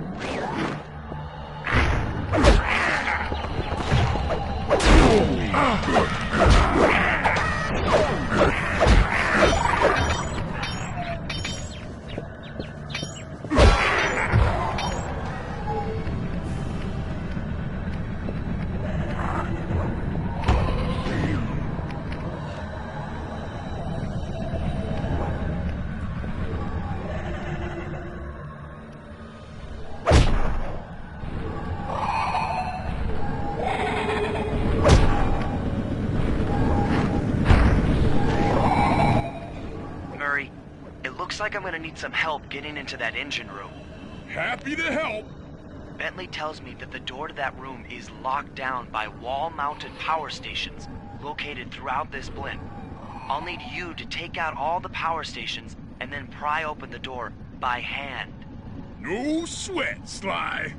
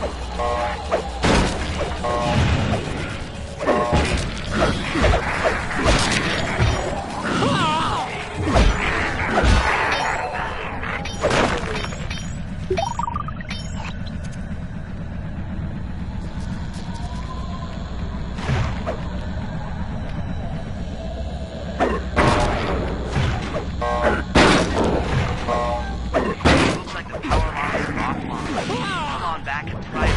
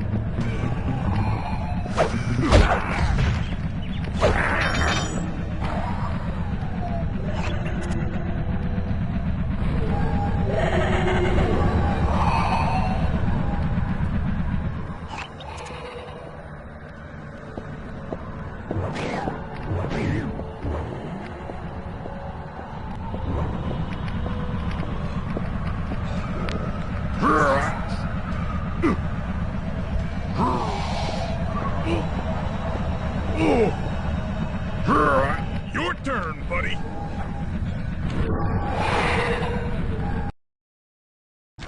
Careful, Sly. This place is packed with laser security. First, you'll need to make your way to the far end of this room. Then we unlock the second level to get at the engine room control center.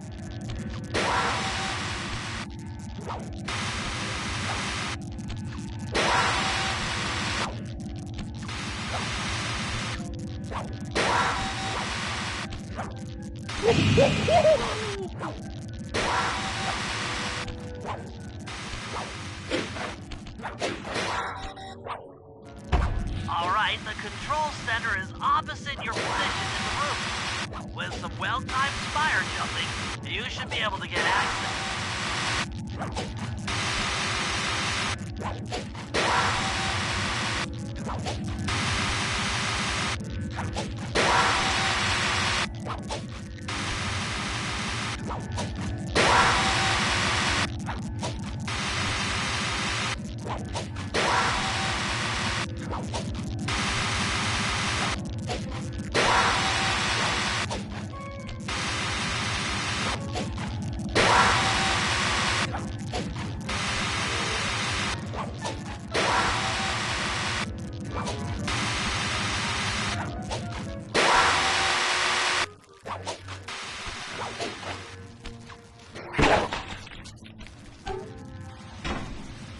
That's lights out for this engine.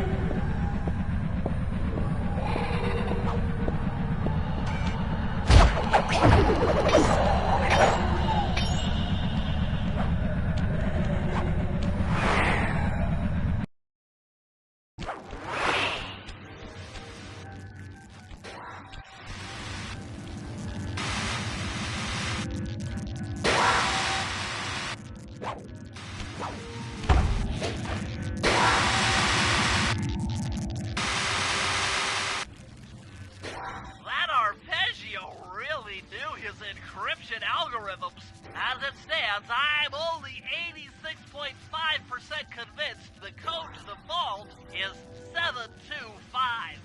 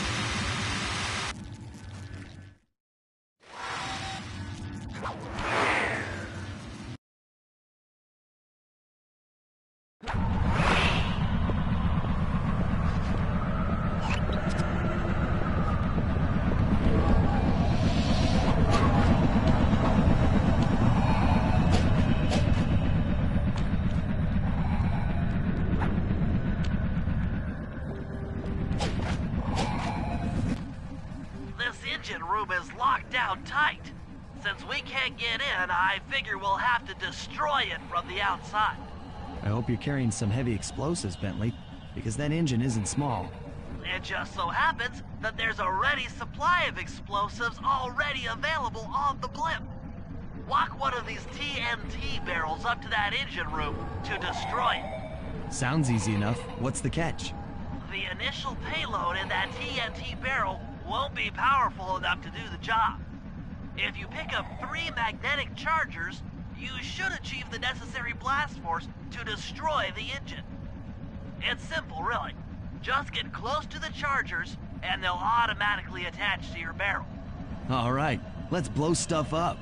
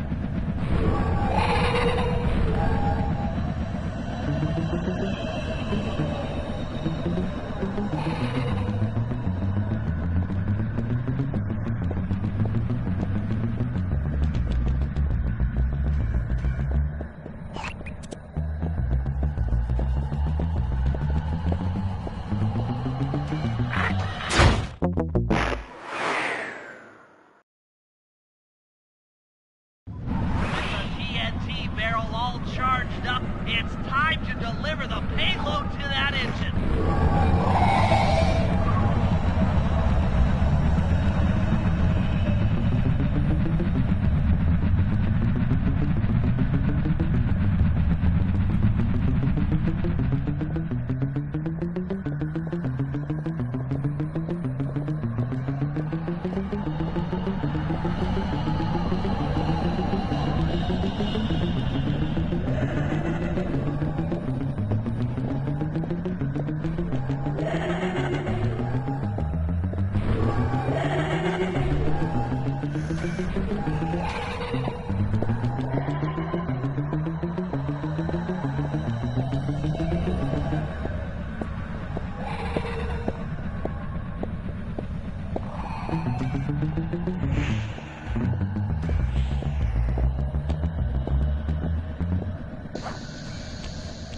That should be the last time anyone puts that engine to use.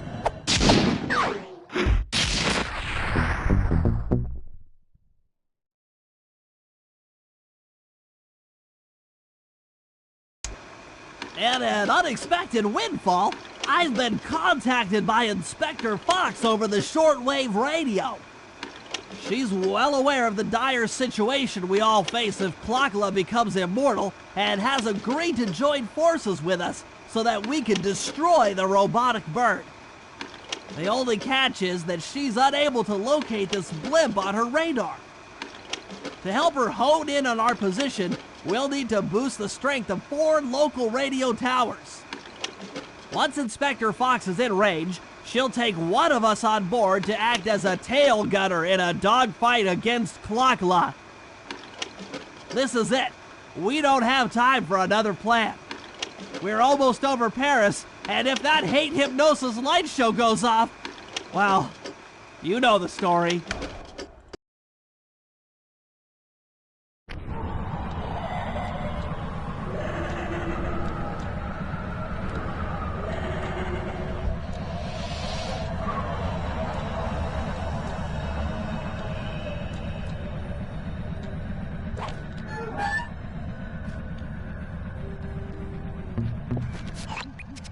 Okay, Sly, we need to send Carmelita a radio pulse so she can home in on the blimp. To do that, I'll need you to get on top of 4 very tall towers. They are too big to climb and too tall to jump up normally. What's this all got to do with this thing you've got me wearing? It's an experimental mega jump pack. By pressing the R2 button, you'll perform a huge jump, so be careful. All right, sounds like fun.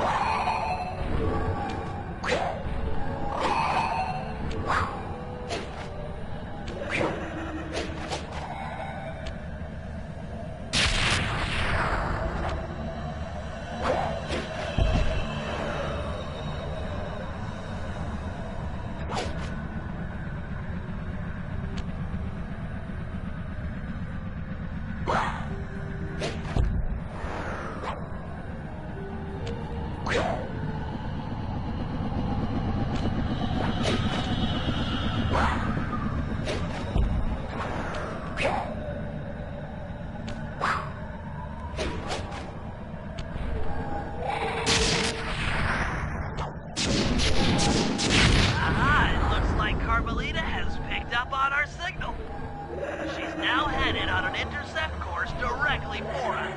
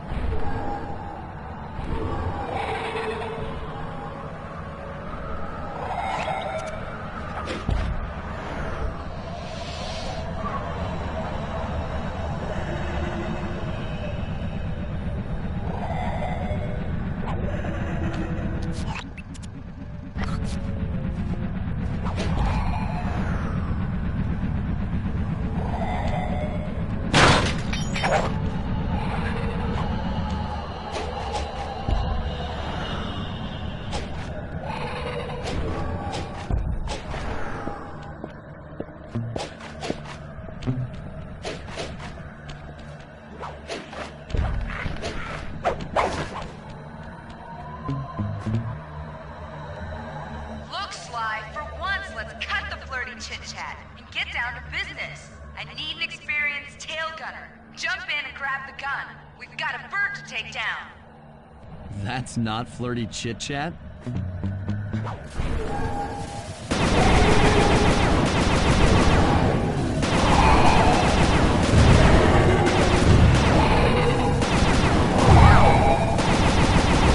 Keep at it! We're winning!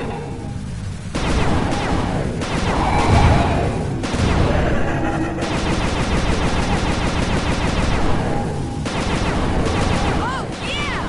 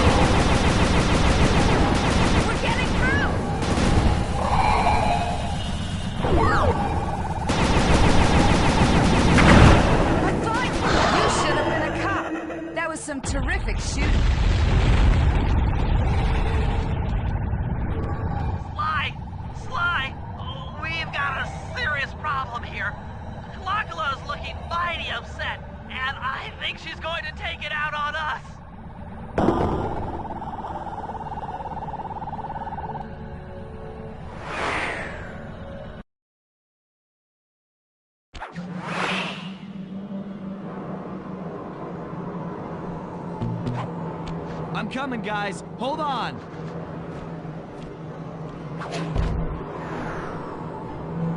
I'm hyperventilating. I need a paper bag.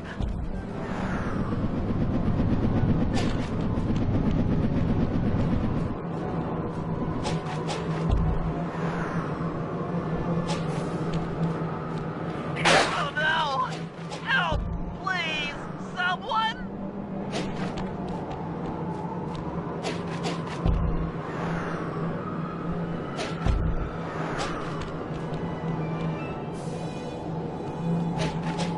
I'm not digging this. This is bad.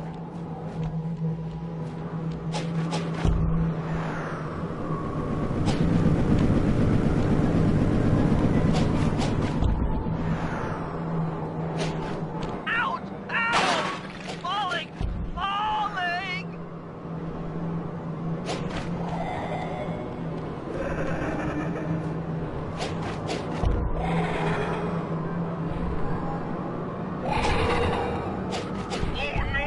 Oh no! We're diving!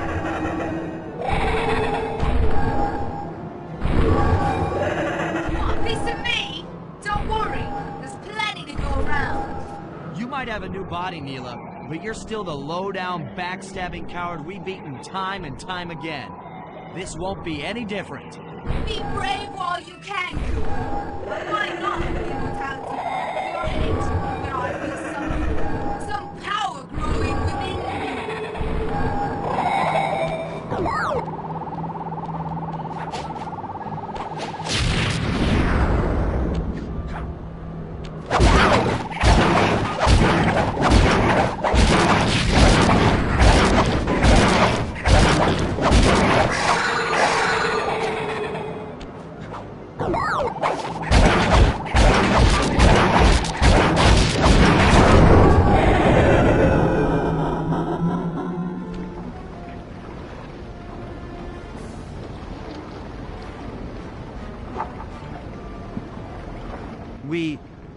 We did it. Right on! It's an emotional moment. Die, insects, die! My hate will smash you. Watch out. That thing's still kicking. Clockla mentioned something about a hate chip. It sounded like the source of her power. If we remove it, she might stop attacking. Then let's do a little open head surgery. I'll pry open that beak so that Bentley can go to town with his bombs.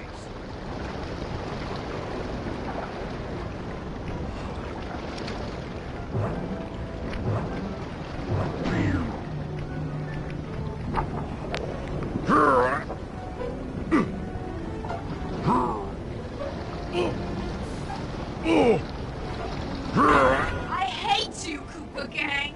I will find you in your sleep and I will destroy you. You will never know a moment's peace for the rest of your short, miserable lives. The Clockla will know revenge. I am revenge. I am the Alpha and the Omega. Clockla!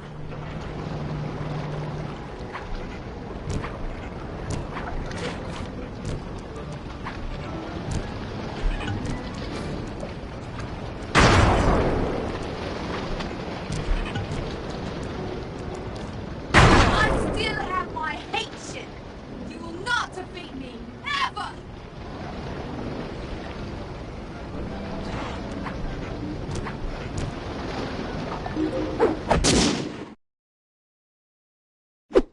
Let's get out of here! She's about to explode! Ah! My glasses! What? Bentley! I'll save you!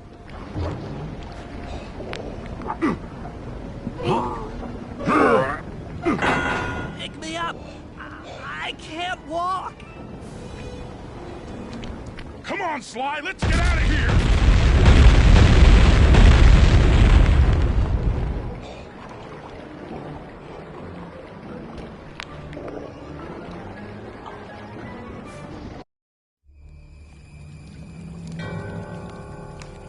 And there we were, at the end of the road. The Claw Gang had been defeated, and the clockwork parts lay scattered around in heaps. Yet, despite the explosion, they remained pristine. It was as if nothing could ever hurt them.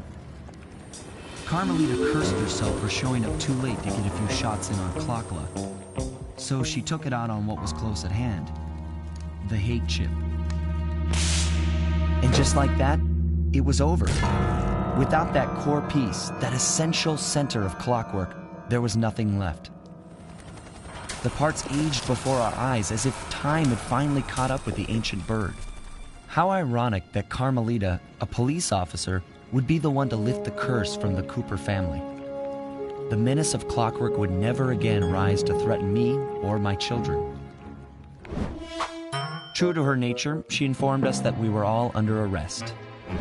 But one look at my gang told me that we were in no shape for a fast getaway. So I offered to go peacefully in exchange for letting my friends walk. They'd taken some bruises through all of this, but I was surprised, shocked really, to see them leave their gear behind as they walked away. Their wounds were deeper than I'd imagined. Those guys were hurting. Carmelita's old police unit soon arrived. With me in custody, her name was cleared, and she even got a well-deserved promotion. It was the least I could do. The ride to HQ started with us sitting in silence, trying to read each other's thoughts. As the reality of my capture started to sink in, she began to relax, and we got to talking. We spoke freely about our previous adventures, comparing notes and even getting in a few laughs. Then we started talking about, well, everything.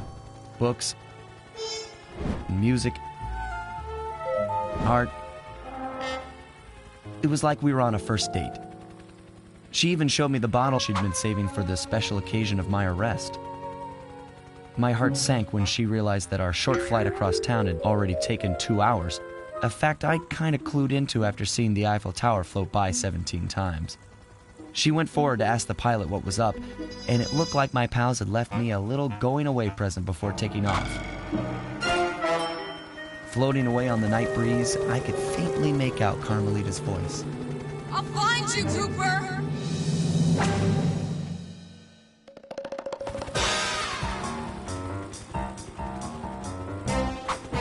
I'll be seeing you soon, Ringtail.